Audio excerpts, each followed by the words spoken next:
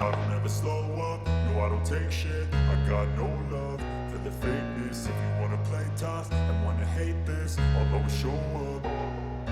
I don't ever slow up, no I don't take shit. I got no love for the fakeness. If you wanna play tough and wanna hate this, I'll always show up and make a statement. I don't ever slow up, no I don't take shit. I got no love for the fakeness. If you wanna play tough and wanna hate this, I'll always show up and make a statement. Hello नमस्ते दोस्तों, कैसे आप सभी। मैं उम्मीद करता हूं कि आप लोग स्वस्थ होंगे, मस्त होंगे, बेहतरीन ढंग से अपनी पढ़ाई में व्यस्त होंगे।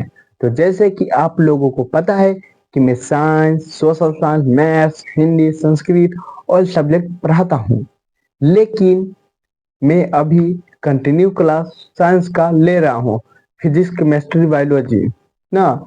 मैं फिजिक्स का भी क्लास रेगुलर करवाता हूं, केमिस्ट्री का भी क्लास रेगुलर करवाता हूं और बायोलॉजी का भी क्लास रेगुलर करवाता हूं।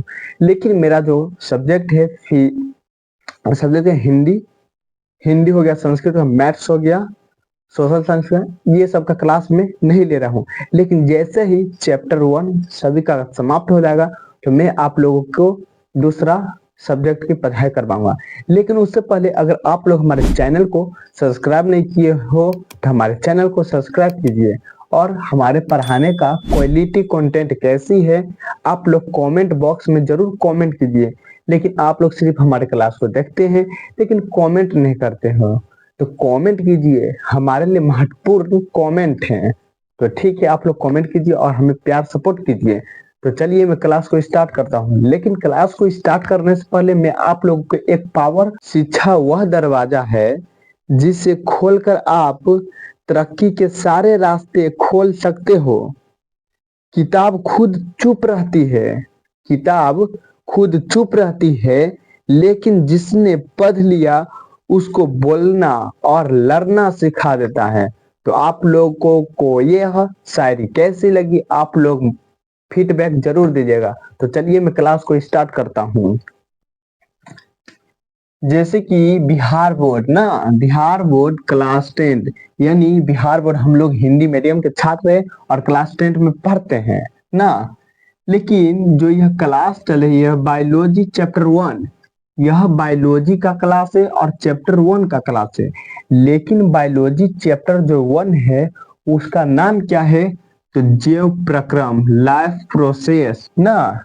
लेकिन जो लेक्चर, ये लेक्चर 4 है।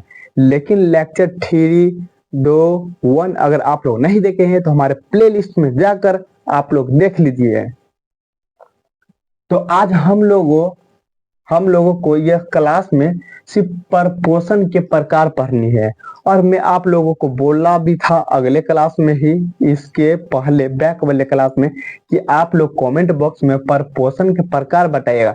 लेकिन आप लोग एक भी कमेंट नहीं किए तो हमें बहुत बुरा लगा। आप लोग कमेंट कीजिए तो प्रपोर्शन के प्रकार हम लोग पढ़ेंगे ना। तो चलिए मैं 8वां क्वेश्चन स्टार्ट करता हूँ। लेकिन 7 क्वेश्चन अगर आप लोग नहीं देखे तो जाकर प्लेलिस्ट में देख लीजिए। तो चलिए मैं 8 क्वेश्चन को स्टार्ट करता हूँ ना। प्रकृति के आधार पर प्रपोर्शन कितने प्रकार के होते हैं, तो हम लोगों को पढ़ना है प्रपोर्शन क्या होता है। हम आप लोगों को बैक क्लास में पढ़ा दिए हैं, आप लोग जाकर उस क्लास को देख लीजिए प्रपोर्शन क्या है ना। तो हम लोग बोलेंगे प्रकृति के आधार पर प्रपोर्शन को 3 भागों में बांटा गया। जो प्रपोर्शन है ना, जो प्रपोर्शन है उसको 3 भागों, 3 कैटेगरी में उसको बांटा गया। तो वह कैटेगरी यानी जो जिसको बांटा गया प्रपोर्शन को, वह कौन कौन है।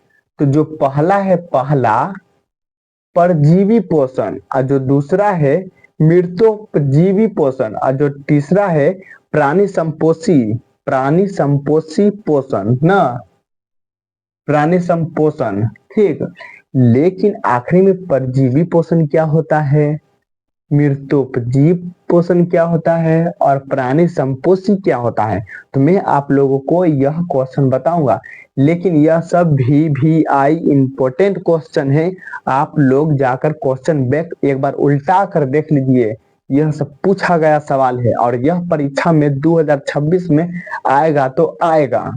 तो मैं आप लोगों को बता रहा हूं परजीवी पोषण ना, परजीवी पोषण, परजीवी पोषण में आप लोगों को बता रहा हूं। तो पर का मतलब क्या होता है? दूसरा, जीवी ना। तो हम लोग बोलेंगे परजीवी पोषण के बारे में, दो जीवों के बीच आपस में वैसा संबंध, मतलब दो जीव है, देखिए आप लोग समझिए, यह दो जीवों में बीच में एक ऐसा संबंध जिसमें एक जीव को लाभ और एक जीव को हानि होती है, उसे ही हम लोग परजीवी पोषण कहते हैं। यानी आप लोग जैसे समझिए, जैसे यह क्या है? भैंस और जोक। जब भैंस में जब जोक हो जाता है तो जोक को क्या होता है? जोक को फायदा होता है, भैंस का जितना जो खून होता है जोक सब पी लेता है और भैंस को दुबले पतला कर देता है ना। तो क्या हुआ? जीव को लाभ हुआ और भैंस को हानि हुआ ना। और जैसे यह मानव और जू, यानी मानव जैसे हम लोग आदमी, और जू का मतलब ढील, ढील जो होता है ढीलना, तो उसको आदमी का क्या हुआ? जो ढील होता है जू, वो आदमी का शरीर में से खून चूस लेता है और आदमी को दुबले पतले बना देता है। तो क्या हुआ? जू यानी ढील को फायदा हुआ और उसको इंसान को घाटा हुआ।